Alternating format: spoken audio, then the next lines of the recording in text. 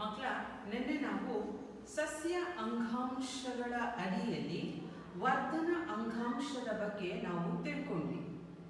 ವರ್ಧನ ಅಂಗಾಂಶ ಅಂದರೆ ಏನು, ವರ್ಧನ ಅಂಗಾಂಶದ ಕಾರ್ಯಗಳು ಏನು, ಎಷ್ಟು ಬಗೆಯ ವರ್ಧನ ಅಂಗಾಂಶಗಳು ಇದೆ ಎನ್ನುವುದನ್ನು ನಾವು ತಿಳ್ಕೊಂಡ್ವಿ. ಈಗ ಸಸ್ಯ ಅಂಗಾಂಶಗಳಲ್ಲಿ ಕಂಡುಬರತಕ್ಕಂತಹ ಮತ್ತೊಂದು ಅಂಗಾಂಶ ಅಂತ ಹೇಳಿದ್ರೆ ಅದನ್ನೇ ಶಾಶ್ವತ ಅಂಗಾಂಶಗಳು ಅಂತ ಕರಿತೀವಿ. ಸೊ ಏನಿದು ಶಾಶ್ವತ ಅಂಗಾಂಶ ಅಂದರೆ ಅದನ್ನೇ ನಾನು ನಿಮಗೆ ಬೋರ್ಡ್ ಮೇಲೆ ಹಾಕಿದ್ದೀನಿ. ವರ್ಧನ ಅಂಗಾಂಶದಿಂದ ಉಂಟಾಗುವ ಜೀವಕೋಶಗಳು ಪ್ರೌಢತೆಯನ್ನ ಗಳಿಸಿಕೊಂಡು ತಮ್ಮ ಕೋಶ ವಿಭಜನೆಯ ಸಾಮರ್ಥ್ಯವನ್ನು ಕಳೆದುಕೊಂಡು ಶಾಶ್ವತವಾದ ರೂಪ, ಗಾತ್ರ ಮತ್ತು ನಿರ್ದಿಷ್ಟ ಕಾರ್ಯ ನಿರ್ವಹಿಸುವ ಸಾಮರ್ಥ್ಯವನ್ನು ಪಡೆದು ಶಾಶ್ವತ ಅಂಗಾಂಶವಾಗಿ ರೂಪುಗೊಳ್ಳುತ್ತದೆ. ಈ ವಿಧಾನವನ್ನು ವಿಭೇದೀಕರಣ ಅಂತ ಕರಿತೀವಿ. ಅರ್ಥ ಆಗಿರ್ಬೋದು ಅನ್ಕೊಳ್ತೀನಿ ಮಕ್ಕಳ. ವರ್ಧನ ಅಂಗಾಂಶ ಸಸ್ಯದ ಗಾತ್ರವನ್ನು ಹೆಚ್ಚಿಸುತ್ತೆ, ಸಸ್ಯದ ಎತ್ತರವನ್ನು ಹೆಚ್ಚಿಸುತ್ತೆ, ಸಸ್ಯದ ಪಾರ್ಶ್ವದ ಭಾಗಗಳಲ್ಲಿ ರೆಂಬೆ ಕೊಂಬೆಗಳು ಮೂಡಲಿಕ್ಕೆ ಸಹಾಯವನ್ನ ಮಾಡುತ್ತೆ. ಅಂತಹ ವರ್ಧನ ಅಂಗಾಂಶದ ಜೀವಕೋಶಗಳು ತಮ್ಮ ಪ್ರೌಢಾವಸ್ಥೆಗೆ ಬಂದಾಗ ವಿಭಜನೆಯ ಸಾಮರ್ಥ್ಯವನ್ನ ಕಳ್ಕೊಂಡು ಒಂದು ಶಾಶ್ವತವಾದ ರೂಪವನ್ನ, ಗಾತ್ರವನ್ನ ಪಡೆದು ಒಂದು ನಿರ್ದಿಷ್ಟವಾದ ಕಾರ್ಯವನ್ನ ನಿರ್ವಹಿಸುವ ಸಾಮರ್ಥ್ಯವನ್ನ ಪಡೆಯುತ್ತೆ. ಅಂತಹ ಅಂಗಾಂಶಗಳನ್ನ ಶಾಶ್ವತ ಅಂಗಾಂಶ ಅಂತ ಕರಿತೀವಿ. ವರ್ಧನ ಅಂಗಾಂಶವು ಶಾಶ್ವತ ಅಂಗಾಂಶವಾಗಿ ರೂಪುಗೊಳ್ಳುವ ವಿಧಾನವನ್ನು ವಿಭೇದೀಕರಣ ಅಂತ ಕರಿತೀವಿ. ಅಂದ್ರೆ ವಿಭೇದೀಕರಣದ ಮೂಲಕ ವರ್ಧನ ಅಂಗಾಂಶವು ಶಾಶ್ವತ ಅಂಗಾಂಶವಾಗಿ ಮಾರ್ಪಾಡು ಹೊಂದುತ್ತದೆ. ಈಗ ವರ್ಧನ ಅಂಗಾಂಶವು ವಿಭೇದೀಕರಣದ ನಂತರ ವಿವಿಧ ಅಂಗಾಂಶಗಳಾಗಿ ಮಾರ್ಪಾಡು ಹೊಂದುತ್ತದೆ. ಆ ವಿವಿಧ ಅಂಗಾಂಶಗಳನ್ನ, ಶಾಶ್ವತ ಅಂಗಾಂಶಗಳನ್ನ ನಾವು ಎರಡು ಬಗೆಯಾಗಿ ವಿಂಗಡಿಸ್ತೀವಿ. ಒಂದು ಸರಳ ಶಾಶ್ವತ ಅಂಗಾಂಶ, ಮತ್ತೊಂದು ಸಂಕೀರ್ಣ ಶಾಶ್ವತ ಅಂಗಾಂಶ. ಸರಳ ಶಾಶ್ವತ ಅಂಗಾಂಶದಲ್ಲಿ ಪೇರೆನ್ ಕೈಮಾ, ಕೋಲನ್ ಕೈಮಾ ಹಾಗೂ ಸ್ಕ್ಲೀರನ್ ಕೈಮಾ ಅನ್ನುವ ಅಂಗಾಂಶಗಳು ಇದ್ದರೆ, ಸಂಕೀರ್ಣ ಶಾಶ್ವತ ಅಂಗಾಂಶದ ಅಡಿಯಲ್ಲಿ ಝೈಲಮ್ ಹಾಗೂ ಫ್ಲೋಯಂ ಅಂಗಾಂಶವನ್ನು ನಾವು ಕಾಣ್ತೀವಿ. ಸೊ ಮತ್ತಿನ್ನೊಂದ್ಸತಿ ಹೇಳ್ತೀನಿ, ಕೇಳಿಸ್ಕೊಳ್ಳಿ ಮಕ್ಕಳ. ವಿಭೇದೀಕರಣದ ಕ್ರಿಯೆ ನಡೆದಾಗ ವರ್ಧನ ಅಂಗಾಂಶವು ಶಾಶ್ವತ ಅಂಗಾಂಶವಾಗಿ ಮಾರ್ಪಾಡು ಹೊಂದುತ್ತದೆ. ಶಾಶ್ವತ ಅಂಗಾಂಶದಲ್ಲಿ ಎರಡು ಬಗೆ ಇದೆ. ಒಂದು ಸರಳ ಶಾಶ್ವತ ಅಂಗಾಂಶ, ಮತ್ತೊಂದು ಸಂಕೀರ್ಣ ಶಾಶ್ವತ ಅಂಗಾಂಶ.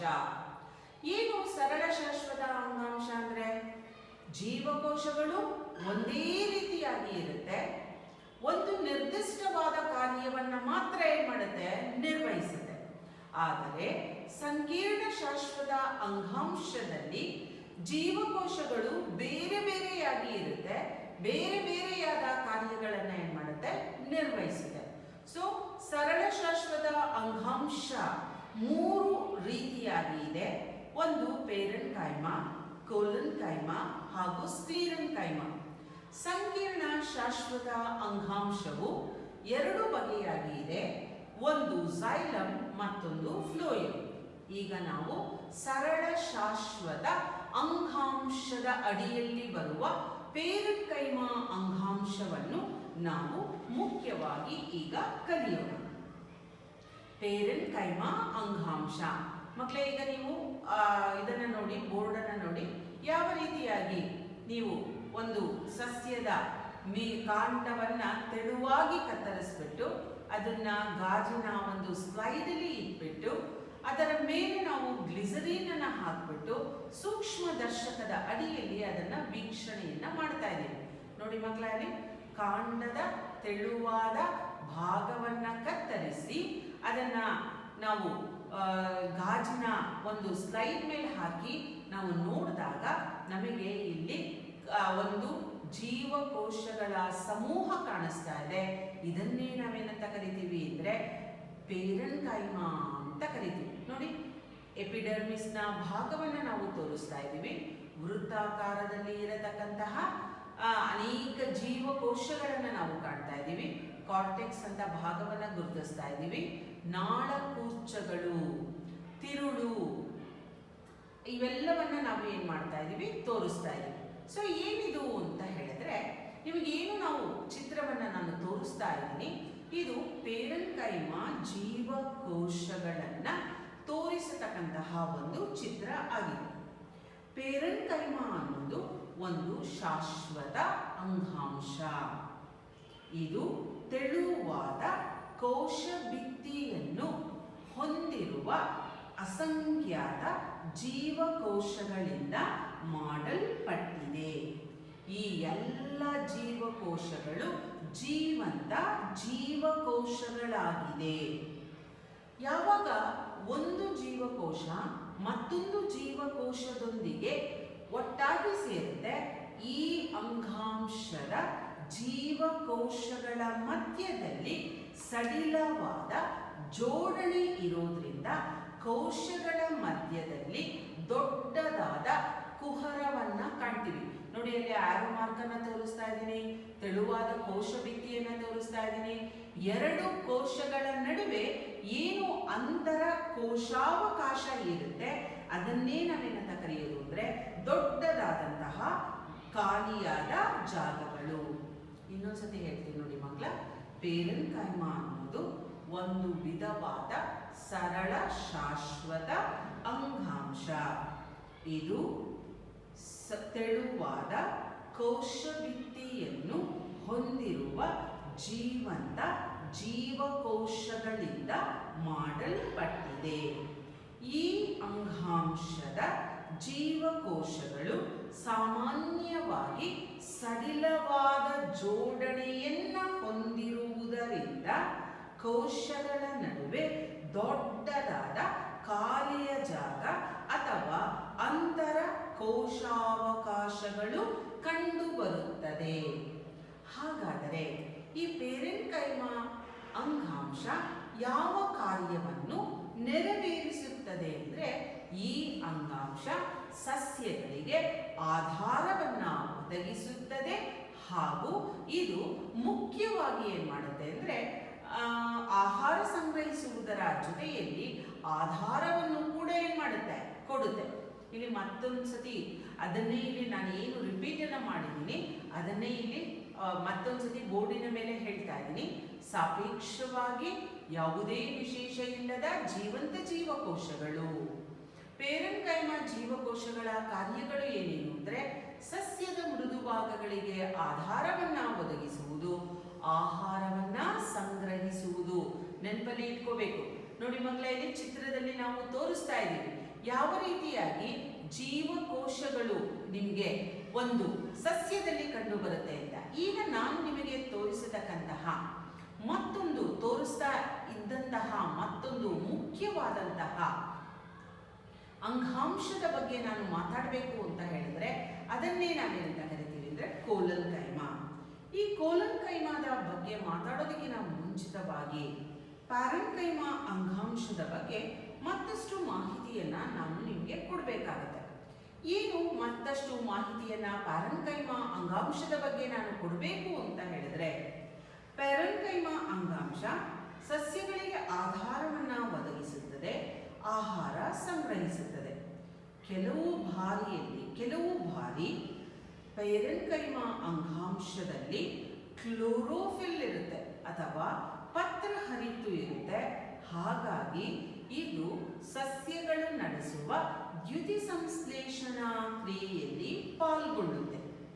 ಆಗ ಅಂತಹ ಪ್ಯಾರೆನ್ಕೈಮಾ ಅಂಗಾಂಶವನ್ನು ಕ್ಲೋರೆನ್ಕೈಮಾ ಅಂತ ಕರಿತೀವಿ. ಮತ್ತೊಂದ್ಸತಿ ಹೇಳ್ತೀನಿ, ಯಾವ ಪ್ಯಾರೆನ್ಕೈಮಾ ಅಂಗಾಂಶ ಕ್ಲೋರೋಫಿಲ್ ಅಥವಾ ಪತ್ರಹರಿತನ್ನು ಒಳಗೊಂಡಿದ್ದು ದ್ಯುತಿಸಂಶ್ಲೇಷಣಾ ಕ್ರಿಯೆಯಲ್ಲಿ ಭಾಗವಹಿಸುತ್ತದೆ.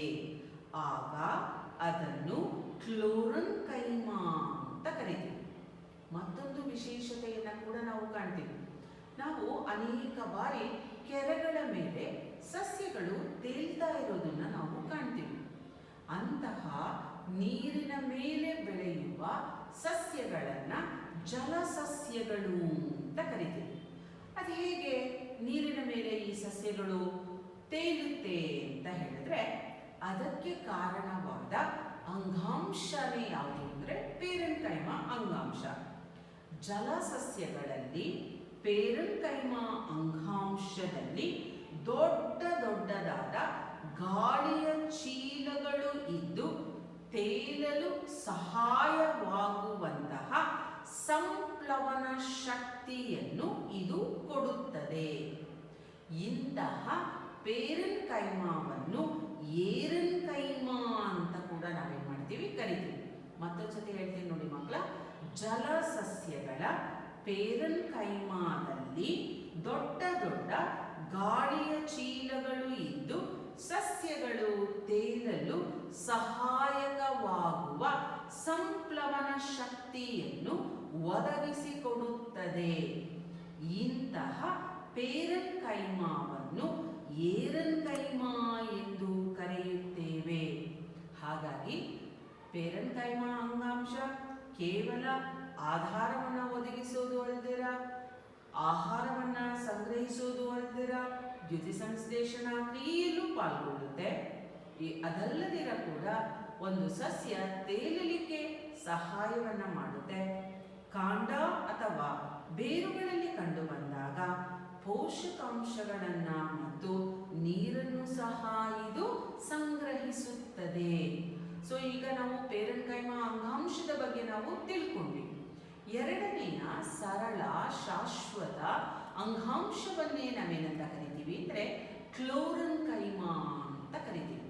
ಎರಡನೆಯ ಸರಳ ಶಾಶ್ವತ ಅಂಗಾಂಶವನ್ನ ನಾವು ಕ್ಲೋರೆನ್ಕೈಮಾ ಅಂತ ಕರಿತೀವಿ. ಈ ಕ್ಲೋರೆನ್ಕೈಮಾ ಅನ್ನುವ ಅಂಗಾಂಶ ಯಾವ ರೀತಿಯಾಗಿ ಇದೆ, ಇದಕ್ಕೂ ಪ್ಯಾರೆನ್ಕೈಮಾ ಅಂಗಾಂಶಕ್ಕೂ ಇರತಕ್ಕಂತಹ ವ್ಯತ್ಯಾಸ ಏನು ನೋಡಿ. ನಿಮಗೆ ಯಾವುದನ್ನ ತೋರಿಸ್ತಾ ಇದ್ದೀವಿ ಮಕ್ಕಳ? ನೈದಿಲೆ, ಪಿಸ್ಟಿಯಾ ಇವೆಲ್ಲ ಕೂಡ ಜಲಸಸ್ಯಗಳು, ನೀರಿನ ಮೇಲೆ ತೇಲುವ ಒಂದು ಸಸ್ಯಗಳು. ನಾನು ಹೇಳಿದೆ ಅಲ್ವಾ, ಇದು ನೀರಿನ ಮೇಲೆ ತೇಲೋದಕ್ಕೆ ಕಾರಣ ಏನು? ಇದರಲ್ಲಿ ಏರೆನ್ಕೈಮಾ ಅಂಗಾಂಶ ಇದೆ. ಹಾಗಾಗಿ ಈ ಏರೆನ್ಕೈಮಾ ಅಂಗಾಂಶ ಸಸ್ಯಗಳು ತೇಲಲಿಕ್ಕೆ ಬೇಕಾಗುವ ಸಂಪ್ಲವನ ಶಕ್ತಿಯನ್ನು ಕೊಡುತ್ತದೆ. ನೋಡಿ ಅಲ್ಲಿ ತೋರಿಸ್ತಿದೆ ಅಲ್ವಾ, ಆರೋ ಮಾರ್ಕ್ ಹಾಕೊಂಡು, ಅದೇ ದೊಡ್ಡದಾದಂತಹ ಗಾಳಿಯ ಚೀಲಗಳು. ಇದನ್ನೇ ನಾವೇನಿಂದ ಕರೆಯೋದು? ನಾವು ಅದನ್ನ ಏರೆನ್ಕೈಮಾ ಅಂತ ಕರಿತೀವಿ. ಇದಲ್ಲದೆ ಕೂಡ ಪೇರೆನ್ಕೈಮಾ ನೀರು ಮತ್ತು ಪೋಷಕಾಂಶಗಳನ್ನ ಕೂಡ ಏನ್ ಮಾಡುತ್ತೆ? ಸಂಗ್ರಹಿಸುತ್ತದೆ. ಈಗ ಎರಡನೆಯ ಒಂದು ಮುಖ್ಯವಾದಂತಹ ಸರಳ ಶಾಶ್ವತ ಅಂಗಾಂಶವನ್ನೇ ನಾವೆಂತ ಕರಿತೀವಿ? ಕ್ಲೋರೆನ್ಕೈಮಾ. ಇಲ್ಲಿ ಆ ವ್ಯಕ್ತಿ ಏನ್ ಮಾಡ್ತಿದ್ದಾರೆ ನೋಡಿ, ಒಂದು ಸಸ್ಯವನ್ನ ಬಗ್ಗಿಸ್ತಾ ಇದ್ದಾರೆ ಅಲ್ವಾ. ಬಗ್ಗಿಸೋದಕ್ಕೆ ಕಾರಣವಾದಂತಹ ಅಂಗಾಂಶನೇ ಯಾವುದು ಅಂದ್ರೆ ಕೋಲೆನ್ಕೈಮಾ ಅಂಗಾಂಶ ಅಂತ ಕರಿತೀವಿ. ಕೋಲೆನ್ಕೈಮಾ ಅಂಗಾಂಶ. ಸೊ ಈಗ ಕೋಲೆನ್ಕೈಮಾ ಅಂಗಾಂಶ ಸರಳ ಶಾಶ್ವತ ಅಂಗಾಂಶ. ಇದು ಸಸ್ಯದ ವಿವಿಧ ಭಾಗಗಳಾದ ಎಲೆ, ಕಾಂಡ ಹಾಗೂ ಇನ್ನಿತರ ಭಾಗಗಳು ಮುರಿಯದಂತೆ ಸುಲಭವಾಗಿ ಬಾಗುವಿಕೆಗೆ ಸಹಾಯವನ್ನು ಮಾಡುತ್ತದೆ. ಇನ್ನೊಂದ್ಸತಿ ನೋಡ್ಕೊಳ್ಳಿ ಮಕ್ಕಳ, ಇದು ತೋರಿಸ್ತಾ ಇದ್ದೀನಿ ನಾನು. ಕೋಲೆನ್ಕೈಮಾ ಅಂಗಾಂಶದ ಬಗ್ಗೆ ನಾನು ಮಾತಾಡ್ತಾ ಇದ್ದೀನಿ ನೋಡಿ. ಇಲ್ಲಿ ಅವ್ರು ಏನ್ ಮಾಡ್ತಿದ್ದಾರೆ? ಕೋಲೆನ್ಕೈಮಾ ಅಂಗಾಂಶವನ್ನ ನೀವು ನಿಮಗೆ ತೋರಿಸಿದಾಗ ಕೋಲೆನ್ಕೈಮಾ ಅಂಗಾಂಶದಲ್ಲಿ ಆ ಸಸ್ಯವನ್ನ ಏನ್ ಮಾಡಿಸಿದ್ರು? ಅವರು ಬಾಗಿಸಿದ್ರು. ಆ ಒಂದು ಕಾಂಡದ ತುದಿಯನ್ನ ಬಾಗಿಸಿದ್ರು ಕೂಡ ತಕ್ಷಣ ಏನಾಗಲಿಲ್ಲ, ಅದು ಮುರಿದು ಹೋಗ್ಲಿಲ್ಲ. ಈ ತರ ಮುರಿಯಲಾದ ಒಂದು ಸಸ್ಯವನ್ನ ಸುಲಭವಾಗಿ ಬಾಗಿಸಲಿಕ್ಕೆ ಸಹಾಯವನ್ನ ಮಾಡೋದೇ ಯಾವುದು ಅಂದ್ರೆ ಮತ್ತೊಂದು ಸರಳವಾದ ಶಾಶ್ವತ ಅಂಗಾಂಶ. ಅದನ್ನೇ ಕೋಲೆನ್ಕೈಮಾ ಅಂತ ಕರಿತೀವಿ. ಇದು ಸಸ್ಯಗಳಿಗೆ ಯಾಂತ್ರಿಕ ಆಧಾರವನ್ನು ಕೊಡುತ್ತದೆ. ಇದು ಎಲ್ಲಿ ಕಂಡು ಬರುತ್ತೆ ಅಂದ್ರೆ ಎಲೆಯ ತೊಟ್ಟುಗಳಲ್ಲಿ ಎಪಿಡರ್ಮಿಸ್ನ ಕೆಳಭಾಗದಲ್ಲಿ ಈ ಅಂಗಾಂಶ ಕಂಡು ಬರುತ್ತದೆ. ಈ ಅಂಗಾಂಶದ ಜೀವಕೋಶಗಳು ಜೀವಂತವಾಗಿ ಇದ್ದು ಉದ್ದವಾಗಿರುತ್ತದೆ. ಯಾವುದು? ಕೋಲನ್ಕೈಮಾ ಅಂಗಾಂಶದ ಜೀವಕೋಶಗಳು ಏನಾಗಿದೆ? ಜೀವಂತವಾಗಿ ಇದೆ, ಉದ್ದವಾಗಿರುತ್ತದೆ ಹಾಗೂ ಕೋಶಗಳು ಪರಸ್ಪರ ಸೇರುವ ಮೂಲೆಗಳಲ್ಲಿ ಅನಿಯಮಿತವಾಗಿ ದಪ್ಪವಾಗಿರುತ್ತದೆ. ಅನಿಯಮಿತವಾಗಿ ದಪ್ಪವಾಗಿರುತ್ತದೆ. ನೋಡಿ, ಕಾಣಿಸ್ತಾ ಇದೆ ನಿಮಗೆ? ಜೀವಂತವಾದ ಹಾಗೂ ಉದ್ದವಾದಂತಹ ಜೀವಕೋಶಗಳಾಗಿದೆ. ಜೀವಕೋಶಗಳು ನೋಡಿ, ಇಲ್ಲಿ ಯಾರ ಮಾತನ್ನ ನಾನು ತೋರಿಸ್ತಾ ಇದ್ದೀನಿ. ಮೂಲೆಗಳು ಅನಿಯಮಿತವಾಗಿ ದಪ್ಪವಾಗಿರುತ್ತದೆ. ಕೋಶಭಿತ್ತಿ ಹೆಮಿಸೆಲ್ಯುಲೋಸ್ ಅಥವಾ ಪೆಕ್ಟಿನ್ನಿಂದ ಮಾಡಲ್ಪಟ್ಟಿರುತ್ತೆ. ಅಂತರಕೋಶೀಯ ಅವಕಾಶ ಇದು ಅತ್ಯಂತ ಕಡಿಮೆಯಾಗಿ ಇರುತ್ತೆ. ಎಲ್ಲೆಲ್ಲಿ ನಾವು ಪೇರೆನ್ಕೈಮಾ ಅಂಗಾಂಶವನ್ನು ನಾವು ಕಾಣ್ತೀವಲ್ಲ ಮಕ್ಕಳ, ಅಲ್ಲೆಲ್ಲ ಕೂಡ ಆ ಅಂಗಾಂಶಕ್ಕೆ ಇದು ಆಧಾರವನ್ನ ಕೊಡಲಿಕ್ಕೆ ನಾವು ಕೋಲನ್ಕೈಮಾ ಅಂಗಾಂಶವನ್ನ ಕೂಡ ನಾವು ಕಾಣ್ತೀವಿ. ನೋಡಿ, ಇಲ್ಲಿ ಒತ್ತೊತ್ತಾಗಿ ಏನಾಗಿದೆ? ಜೀವಕೋಶಗಳು ಜೋಡಿಸಲ್ಪಟ್ಟಿದೆ. ಆದರೆ ಇವು ಏನಾಗಿದೆ? ಕಿರಿದಾದಂತಹ ಜಾಗವನ್ನ ಹೊಂದಿದೆ. ಮೂಲೆಗಳು ದಪ್ಪನಾಗಿ ಇರುತ್ತೆ. ಲಿಗ್ನಿನ್ ಅನ್ನತಕ್ಕಂತಹ ಕೋಶಭಿತ್ತಿಯಿಂದ ಮಾಡಲ್ಪಟ್ಟಿರುತ್ತೆ. ಮತ್ತೊಂದ್ಸತಿ ಹೇಳ್ತೀನಿ. ಕೋಲನ್ಕೈಮಾ ಅಂಗಾಂಶವು ಸಸ್ಯದ ವಿವಿಧ ಭಾಗಗಳು ಮುರಿಯದಂತೆ ಸುಲಭವಾಗಿ ಭಾಗಿಸಲಿಕ್ಕೆ ಬೇಕಾಗುವ ಯಾಂತ್ರಿಕ ಆಧಾರವನ್ನು ಕೊಡುತ್ತದೆ. ಈ ಅಂಗಾಂಶದ ಜೀವಕೋಶಗಳು ಜೀವಂತವಾಗಿದ್ದು ಉದ್ದವಾಗಿರುತ್ತದೆ. ಜೀವಕೋಶಗಳು ಪರಸ್ಪರ ಸೇರುವ ಮೂಲೆಗಳಲ್ಲಿ ಅನಿಯಮಿತವಾಗಿ ದಪ್ಪನಾಗಿರುತ್ತದೆ. ಇವುಗಳ ನಡುವಣ ಅಂತರಕೋಶೀಯ ಅವಕಾಶವು ಕಡಿಮೆ ಇದ್ದು ಲಿಗ್ನಿನ್ನಿಂದ ಮಾಡಲ್ಪಟ್ಟಿರುತ್ತದೆ. ಕೋಶಭಿತ್ತಿ ದಪ್ಪನಾಗಿ ಇರೋದ್ರಿಂದ ಇದಕ್ಕೆ ಕಾರಣ ಏನು ಅಂತ ಹೇಳಿದ್ರೆ ಅದನ್ನೇ ನಾವೆಂತ ಕರಿತೀವಿ? ಇದನ್ನ ನಾವು ಮುಖ್ಯವಾಗಿ ಲಿಗ್ನಿನ್ ಅಂತ ಕರಿತೀವಿ. ಈಗ ನೀವು ನೋಡ್ತಾ ಇರೋದು ಮತ್ತೊಂದು ಜೀವಕೋಶವನ್ನ ನೀವು ನೋಡ್ತಾ ಇದ್ದೀರಾ. ಮತ್ತೊಂದು ಜೀವಕೋಶ ಅಂಗಾಂಶವನ್ನ ಹೇಗೆ ರೂಪ ಮಾಡುತ್ತೆ ಅಂತ ಮೂರನೆಯ ಸರಳ ಶಾಶ್ವತ ಅಂಗಾಂಶವನ್ನು ನಾವು ಸ್ಕ್ಲಿರನ್ಕೈಮಾ ಅಂತ ಕರಿತೀವಿ. ಇಲ್ಲಿ ಏನಂತ ಹಾಕಿದ್ದೀನಿ? ಕೋಶಗಳು ಪ್ರೌಢಾವಸ್ಥೆಗೆ ಬಂದಾಗ ತಮ್ಮಲ್ಲಿ ಇರುವ ನ್ಯೂಕ್ಲಿಯಸ್ ಅನ್ನು ಮತ್ತು ಪ್ರೋಟೋಪ್ಲಾಸಮ್ ಅನ್ನು ಕಳೆದುಕೊಂಡು ನೀಳವಾದ ಕಿರಿದಾದ ಒಂದು ಜೀವಕೋಶಗಳಾಗಿ ಮಾರ್ಪಾಡು ಹೊಂದುತ್ತದೆ. ಇಂತಹ ಅಂಗಾಂಶವನ್ನೇ ನಾವೆಂತ ಕರಿತೀವಿ? ಸ್ಕ್ಲಿರನ್ಕೈಮಾ ಅಂಗಾಂಶ ಅಂತ ಕರಿತೀವಿ. ನೋಡಿ, ಇದು ಎಲ್ಲಿ ಕಂಡು ಬರುತ್ತೆ? ಎಲೆಗಳ ನಾರುಗಳಲ್ಲಿ ಕಂಡು ಬರುತ್ತದೆ.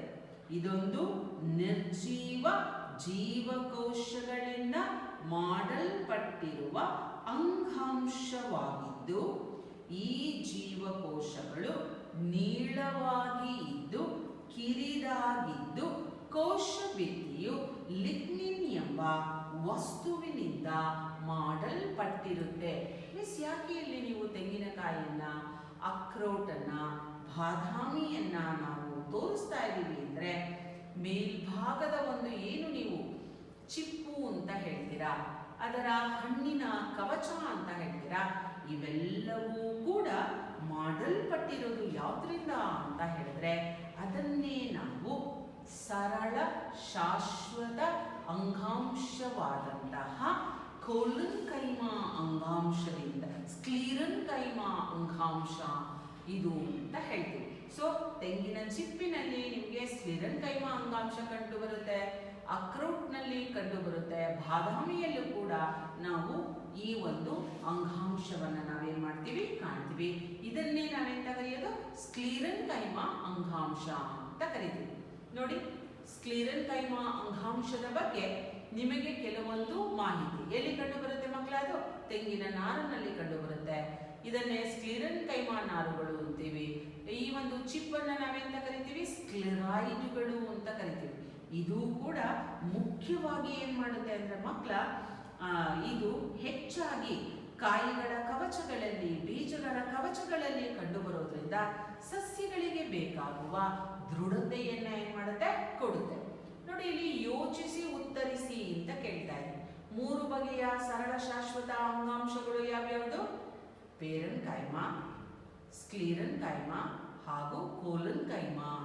3 ಬಗೆಯ ಸರಳ ಶಾಶ್ವತ ಅಂಗಾಂಶಗಳು. ಇದನ್ನೆಲ್ಲ ನೀವು ನಿಮ್ಮ ಪುಸ್ತಕದಲ್ಲಿ ಬರ್ಕೋಬೇಕು. ಕ್ಲೋರೋಪ್ಲಾಸ್ಟ್ಗಳನ್ನ ಹೊಂದಿರುವ ಪೇರನ್ ಕೈಮಾ ಅಂಗಾಂಶವನ್ನು ಹೀಗೆಂದು ಕರೆಯುವರು. ಏನಂತ ಕರೀತಾರೆ ಅಂತ ಹೇಳಿದೆ? ಕ್ಲೋರನ್ ಕೈಮಾ ಅಂತ ಕರೀತಾರೆ. ಎಂತ ಕರೀತಾರೆ ಅದನ್ನ? ಕ್ಲೋರನ್ ಕೈಮಾ ಅಂತ ಕರೀತಾರೆ. ಜಲಸಸ್ಯಗಳು ತೇಲುವಂತೆ ಮಾಡುವ ಪೇರನ್ ಕೈಮಾ ಜೀವಕೋಶಗಳು ಯಾವ್ಯಾವುದು ಮಕ್ಕಳ? ಏರನ್ ಕೈಮಾ ಅಂಗಾಂಶ ಅಂತ ಕರಿತೀವಿ. ನೋಡಿ, ಇಲ್ಲಿ ಇದೇನಾಗಿದೆ? ಇದನ್ನೇ ನಾವೆಂತ ಕರೆಯೋದು? ಸ್ಕ್ಲೆರಾಯ್ಡ್ಗಳು ಅಂತ ಕರೆಯೋದು. ನಾವು ಹೇಳಿದ್ವಲ್ಲ ಏನಂತ, ಲಾಸ್ಟ್ ಅಲ್ಲಿ ಹೇಳಿದ್ವಿ, ಇವು ಉದ್ದವಾಗಿ ಇರುತ್ತೆ, ಇದು ದಪ್ಪನಾಗಿ ಇರುತ್ತೆ, ಕಿರಿದಾಗಿ ಇರುತ್ತೆ, ಇಂತಹ ಲಿಗ್ನಿನಿಂದ ಒಳಗೊಂಡಿರುತ್ತೆ ಅಂತ. ಅದನ್ನೇ ನಾವೆಂತ ಕರಿತೀವಿ? ಸ್ಕ್ಲೀರನ್ ಕೈಮಾ. ಇಲ್ಲಿ ಏನನ್ನ ತೋರಿಸ್ತಾ ಇದೀವಿ ಮಕ್ಕಳ? ಇಲ್ಲಿ ಒಂದು ಎಲೆಯ ಅಡ್ಡ ಸೀಳಿಕೆಯ ಭಾಗವನ್ನ ನಾವು ತೆಗೆದು ಅದನ್ನ ಏನ್ ಮಾಡ್ತಾ ಇದ್ದೀವಿ? ಒಂದು ಚಿಕ್ಕದಾದಂತಹ ಗಾಜಿನ ತಟ್ಟೆಯಲ್ಲಿ ಹಾಕಿ ಅದಕ್ಕೆ ಗ್ಲಿಸರಿನ್ ಅನ್ನು ಹಾಕಿ ಒಂದು ಸ್ಲೈಡ್ ಅನ್ನು ಪ್ರಿಪೇರ್ ಮಾಡ್ತಾ ಇದ್ದೀವಿ. ಯಾಕೆ? ಯಾವ ರೀತಿಯಾಗಿ ಅಂಗಾಂಶಗಳು ಒಂದು ಸಸ್ಯ ಭಾಗದಲ್ಲಿ ಕಂಡು ಬರುತ್ತೆ, ನೀವು ಹೇಗೆ ಸ್ಲೈಡ್ ಅನ್ನ ತಯಾರು ಮಾಡೋದು ಅನ್ನೋದನ್ನ ನಾವೇನ್ ಮಾಡ್ತಾ ಇದ್ದೀವಿ? ತೋರಿಸ್ತಾ ಇದ್ದೀವಿ. ಈ ರೀತಿಯಾಗಿ ತಯಾರಿಸಿದಂತಹ ಸ್ಲೈಡ್ ಅನ್ನ ನಾವೇನ್ ಮಾಡ್ತೀವಿ? ಸೂಕ್ಷ್ಮ ದರ್ಶಕದ ಅಡಿಯಲ್ಲಿ ಇಟ್ಟು ಕಂಡು ಬರತಕ್ಕಂತಹ ಅಂಗಾಂಶಗಳನ್ನ ನಾವು ಕಾಣ್ತಾ ಇದ್ದೀವಿ. ಇದನ್ನ ಅವಾಗಲೇ ಕೂಡ ನಾನು ನಿಮ್ಗೆ ತೋರಿಸಿದ್ದೆ ಅಲ್ಲ ಮಕ್ಕಳ? ಏನಂತ ಹೇಳಿದೆ? ಪೇರನ್ ಕೈಮಾ ಅಂತ ಹೇಳಿದ್ದೆ ಅಲ್ವಾ ಮಕ್ಕಳ? ಈ ಪೇರನ್ ಕೈಮಾ ಅಂಗಾಂಶದಲ್ಲಿ ನೋಡಿ, ಮತ್ತಿನ್ನೊಂದ್ಸತಿ ಸ್ಲೈಡ್ ಅನ್ನ ಯಾವ ರೀತಿಯಾಗಿ ತಯಾರು ಮಾಡೋದು ಅಂತ. ತೆಳುವಾದ ಮೇಲ್ಪದರವನ್ನ ನಾವೇನ್ ಮಾಡ್ತಾ ಇದ್ದೀವಿ? ತೆಗೆದು ಇಲ್ಲಿ ಸಸ್ಯದ ಒಂದು ಭಾಗವನ್ನ ನಾವು ನೋಡ್ತಾ ಇದ್ದೀವಿ. ಇದನ್ನೇ ನಾವೇನಂತ ಕರಿತೀವಿ ಅಂದ್ರೆ, ಈ ಸಸ್ಯದ ಮೇಲ್ಭಾಗದಲ್ಲಿ ಕಂಡುಬರುವ ಅತ್ಯಂತ ಹೊರಪದರದ ಜೀವಕೋಶಗಳನ್ನು ಎಪಿಡರ್ಮಿಸ್ ಅಂತ ಕರಿತೀವಿ. ಎಪಿಡರ್ಮಿಸ್ ಅನ್ನೋದು ಕೇವಲ ಒಂದೇ ಒಂದು ಪದರದ ಜೀವಕೋಶಗಳಿಂದ ಮಾಡಲ್ಪಟ್ಟಿರುವ ಒಂದು ಅಂಗಾಂಶ ಆಗಿದೆ. ಎಪಿಡರ್ಮಿಸ್ ಅಂಗಾಂಶ ನೋಡಿ ಕಾಣಿಸ್ತಾ ಇದೆ, ಮಧ್ಯದಲ್ಲಿ ಕಾಣಿಸ್ತಾ ಇರೋದು ಏನ್ ಮಿಸ್ ಅದು ಅಂದ್ರೆ, ಅದನ್ನೇ ನಾವೆಂತ ಕರಿತೀವಿ ಅಂದ್ರೆ ಪತ್ರರಂಧ್ರಗಳು ಅಂತ ಕರಿತೀವಿ. ಯಾಕೆ ಇಲ್ಲಿ ಇದನ್ನ ತೋರಿಸ್ತಾ ಇದೀವಿ ಅಂತ ಹೇಳಿದ್ರೆ, ಒಂದು ಸಸ್ಯದ ಸಂಪೂರ್ಣವಾದಂತಹ ಹೊರಮೈಮೈಯನ್ನೇ ನಾವು ಎಪಿಡರ್ಮಿಸ್ ಅಂತ ಕರಿತೀವಿ. ಕೆಲವೊಂದು ಸಸ್ಯಗಳಲ್ಲಿ ನೀರಿನ ನಷ್ಟವನ್ನು ತಡೆಯಲು ಎಪಿಡರ್ಮಿಸ್ ಏನಾಗಿರುತ್ತೆ ಅಂದ್ರೆ ದಪ್ಪನಾಗಿ ಇರುತ್ತದೆ. ಹಾಗಾಗಿ ನಾನು ಇಲ್ಲಿ ನಿಮಗೆ ತೋರಿಸ್ತಾ ಇರೋದು ಪತ್ರರಂಧ್ರಗಳನ್ನ ನಾನು ನಿಮಗೆ ತೋರಿಸ್ತಾ ಇದ್ದೀನಿ. ಪತ್ರರಂಧ್ರಕ್ಕೂ ಈ ಒಂದು ಎಪಿಡರ್ಮಿಸ್ಗೂ ಏನ್ ಸಂಬಂಧ ಅಂದ್ರೆ, ಎಲೆಗಳ ಎಪಿಡರ್ಮಿಸ್ನಲ್ಲಿ ಸಣ್ಣ ಸಣ್ಣ ರಂಧ್ರಗಳನ್ನ ನಾವು ಕಾಣ್ತೀವಲ್ವಾ, ಈ ರಂಧ್ರಗಳನ್ನೇ ಪತ್ರರಂಧ್ರಗಳು ಅಂತ ಕರಿತೀವಿ. ನೀವು ನೋಡ್ಬೋದು, ಅಲ್ಲಿ ಆರೋ ಮಾರ್ಕ್ ಅನ್ನ ತೋರಿಸ್ತಾ ಇದ್ದೀವಿ. ಆ ಆರೋ ಮಾರ್ಕ್ ನ ಸ್ವಲ್ಪ ಗಮನ ಇಟ್ಟು ನೋಡಿ. ಈ ಪತ್ರರಂಧ್ರದ ಜೀವಕೋಶಗಳು ಮೂತ್ರಪಿಂಡದ ಆಕಾರವನ್ನು ಹೊಂದಿರುವ 2 ಜೀವಕೋಶಗಳಿಂದ ಮಾಡಲ್ಪಟ್ಟಿದೆ. ಇದನ್ನು ಕಾವಲು ಜೀವಕೋಶಗಳು ಅಂತ ಕರೀತೀವಿ. ಇದು ವಾತಾವರಣದಿಂದ ಅನಿಲಗಳನ್ನ ಹೀರ್ಕೊಳ್ಳುತ್ತೆ. ನೋಡಿ, ಅನಿಲಗಳು ಹೇಗೆ ಹೀರಲ್ಪಡ್ತಿದೆ ಪತ್ರರಂಧ್ರಗಳಿಂದ ಅಂತ. ಅನಿಲನು ಒಳಗಡೆನೂ ಬರ್ತಾ ಇದೆ, ಹೊರಗಡೆನೂ ಹೋಗ್ತಾ ಇದೆ. ಸೊ ಇದು ಅನಿಲದ ವಿನಿಮಯದಲ್ಲಿ ಸಹಾಯವನ್ನ ಮಾಡುತ್ತೆ. ಪ್ಲಸ್ ಇದಲ್ಲದಿರ ಕೂಡ ನೀರಿನ ನಷ್ಟವಾಗುವಿಕೆಯನ್ನ ಕೂಡ ಇದು ತಡೆಗಟ್ಟುತ್ತೆ. ಅಂದ್ರೆ ಪತ್ರರಂಧ್ರಗಳ ಕಾರ್ಯ ಬಾಷ್ಪ ವಿಸರ್ಜನಾ ಕಾರ್ಯದಲ್ಲಿ ಪಾಲ್ಗೊಳ್ಳುವುದು. ಕಾಣಿಸ್ತಾ ಇದೆ ಅಲ್ಲ ಮಕ್ಕಳ? ಆ ಕಡೆ ಈ ಕಡೆ ಇರೋದೇ ಯಾವುದು? ಕಾವಲು ಜೀವಕೋಶಗಳು. ಆಮ್ಲಜನಕ ಏನಾಗ್ತಾ ಇದೆ? ಹೊರದೂಡಲ್ಪಡ್ತಾ ಇದೆ.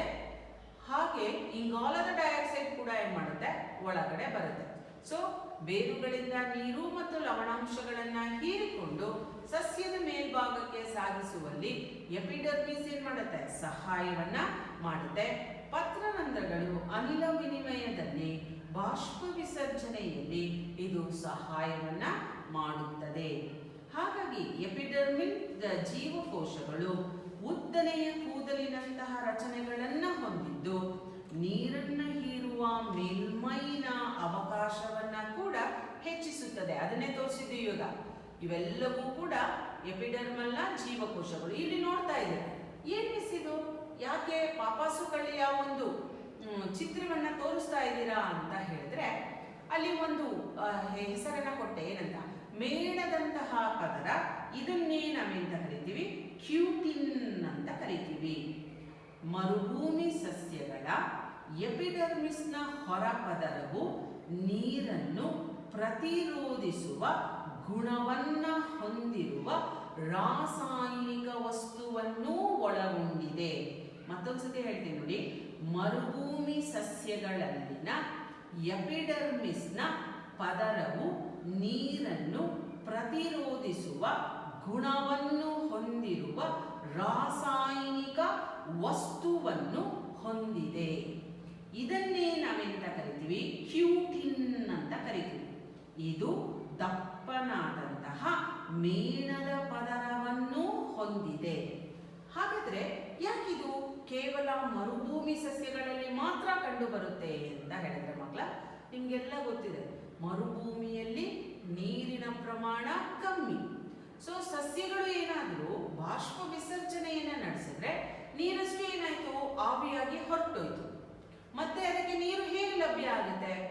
ಏನೋ ಅದು ನೀರನ್ನ ಹೀರ್ಕೊಂಡಿರುತ್ತೆ, ಅದನ್ನೇ ಅದೇನ್ ಮಾಡಬೇಕು? ಸಂಗ್ರಹಿಸಿ ಇಟ್ಕೋಬೇಕು.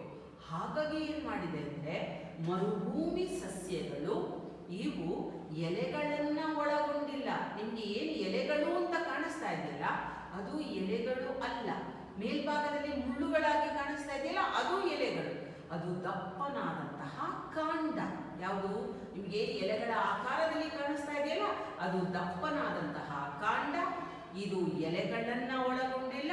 ಕಾರಣ ಅದು ಬಾಷ್ಪ ವಿಸರ್ಜನೆಯಿಂದ ನೀರಿನ ನಷ್ಟವನ್ನ ಏನ್ ಮಾಡಬೇಕು? ಸರಿ ತೂಗಿಸ್ಕೋಬೇಕು.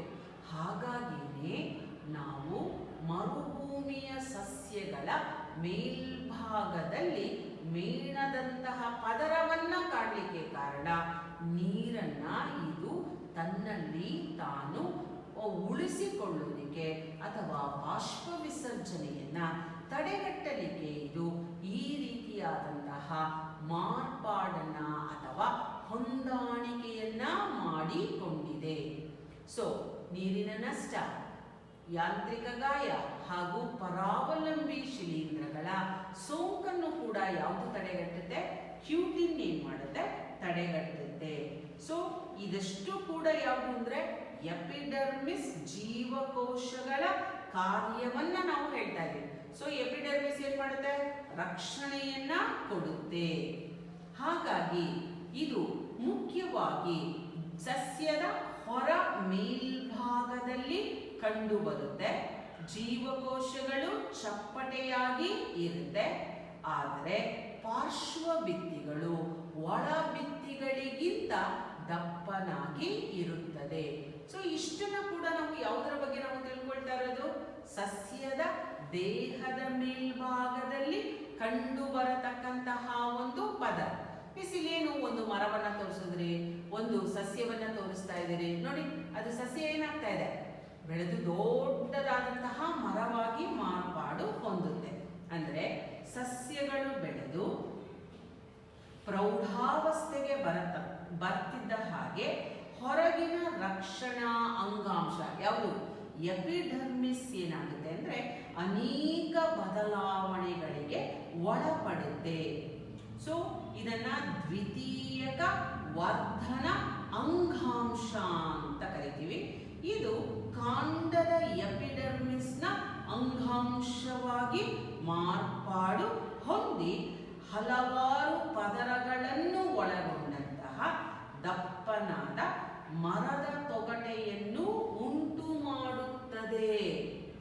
ತೊಗಟೆಯ ಜೀವಕೋಶಗಳು ನಿರ್ಜೀವವಾಗಿದ್ದು ಯಾವುದೇ ಅಂತರಕೋಶೀಯ ಅವಕಾಶಗಳು ಇಲ್ಲದಂತೆ ಒತ್ತಾಗಿ ಜೋಡಣೆಗೊಂಡಿರುತ್ತದೆ. ತೊಗಟೆಯ ಪದರಗಳಲ್ಲಿ ಸೋಬರಿನ್ ಎನ್ನುವ ರಾಸಾಯನಿಕವಿದ್ದು ಗಾಳಿ ಮತ್ತು ನೀರು ಕಾಂಡವನ್ನು ಪ್ರವೇಶಿಸಿದಂತೆ ರಕ್ಷಿಸುತ್ತದೆ. ಈಗ ಗೊತ್ತಾಯ್ತಾ ಮಕ್ಕಳ? ಯಾಕೆ ನಾನು ಒಂದು ಸಸ್ಯವನ್ನ ತೋರಿಸ್ಬಿಟ್ಟು ಅಲ್ಲಿ ಸಸ್ಯದಿಂದ ಮತ್ತೆ ಯಾವ್ದನ್ನ ತೋರಿಸಿದ್ವಿ ನಾವು? ಸಸ್ಯದಿಂದ ಒಂದು ದೊಡ್ಡದಾದಂತಹ ಮರ ಹೇಗೆ ಉಂಟಾಗುತ್ತೆ ಅನ್ನೋದನ್ನ ತೋರಿಸ್ತಿದೀವಿ. ಸೊ ಮತ್ತೆ ಇನ್ನೊಂದ್ಸತಿ ನಾನು ಅಲ್ಲಿ ಅದನ್ನೇ ನಾನು ನಿಮಗೆ ತೋರಿಸ್ತೀನಿ ನೋಡಿ. ಸಸ್ಯ ಇದೆ, ಇಲ್ಲಿ ದೊಡ್ಡದಾದ ಒಂದು ಸಸ್ಯವನ್ನ ನಾವು ತೋರಿಸ್ತಾ ಇದ್ದೀವಿ. ದಪ್ಪನಾದಂತಹ ಕಾಂಡವನ್ನ ನಾವು ತೋರಿಸ್ತಾ ಇದ್ದೀವಿ ಅಲ್ವಾ? ಏನನ್ನ ತೋರಿಸ್ತಾ ಇದ್ದೀವಿ? ಇಲ್ಲಿ ಒಂದು ಗಿಡ, ಅದು ಕವಲೊಡೆಯೋದು, ಅದು ದಪ್ಪನಾದಂತಹ ಕಾಂಡವನ್ನ ಒಳಗೊಂಡು ದೊಡ್ಡದಾದಂತಹ ಮರವಾಗಿ ಮಾರ್ಪಾಡು ಹೊಂದುದು. ಇದಕ್ಕೆಲ್ಲ ಕಾರಣ ಹೇಳಿದೆ ಅಲ್ವಾ? ಇದು ದ್ವಿತೀಯಕ ವರ್ಧನ ಅಂಗಾಂಶ. ನಂತರ ಇದು ಮುಖ್ಯವಾಗಿ ಎಪಿಡರ್ಮಿಸ್ನ ಅಂಗಾಂಶ ರಕ್ಷಣಾತ್ಮಕ ಅಂಗಾಂಶವಾಗಿರೋದ್ರಿಂದ ಹಲವು ಬದಲಾವಣೆಗಳಿಗೆ ಒಳಪಟ್ಟು ಕಾಂಡದ ಎಪಿಡರ್ಮಿಸ್ ಅಂಗಾಂಶವಾಗಿ ಮಾರ್ಪಾಡು ಹೊಂದುತ್ತದೆ. ಹಲವಾರು ಪದರಗಳು ಉಳ್ಳ ದಪ್ಪನಾದ ಮರದ ತೊಗಟೆಯನ್ನು ಉಂಟು ಮಾಡುತ್ತದೆ. ಇದು ನಿರ್ಜೀವವಾಗಿದ್ದು ಅಂತರಕೋಶೀಯ ಅವಕಾಶಗಳು ಇಲ್ಲದಂತೆ ಒತ್ತಾಗಿ ಜೋಡಣೆಗೊಂಡಿರುತ್ತದೆ. ಈ ಪದರವು ಸೋಬರಿನ್ ಎಂಬ ರಾಸಾಯನಿಕವನ್ನು ಒಳಗೊಂಡಿದ್ದು ಕಾಂಡದಲ್ಲಿ ಗಾಳಿ ಮತ್ತು ನೀರು ಪ್ರವೇಶಿಸದಂತೆ ತಡೆಯುತ್ತದೆ. ನೋಡಿ ಮಕ್ಕಳಲ್ಲಿ ಕಾಂಡ, ನಿಮಗೆ ತೊಗಟೆಗೂ ಕಾಂಡದ ಒಳಭಾಗಕ್ಕೂ ಇರತಕ್ಕಂತಹ ಒಂದು ವ್ಯತ್ಯಾಸವನ್ನ ನಾವು ತೋರಿಸ್ತಾ ಇದ್ದೀವಿ.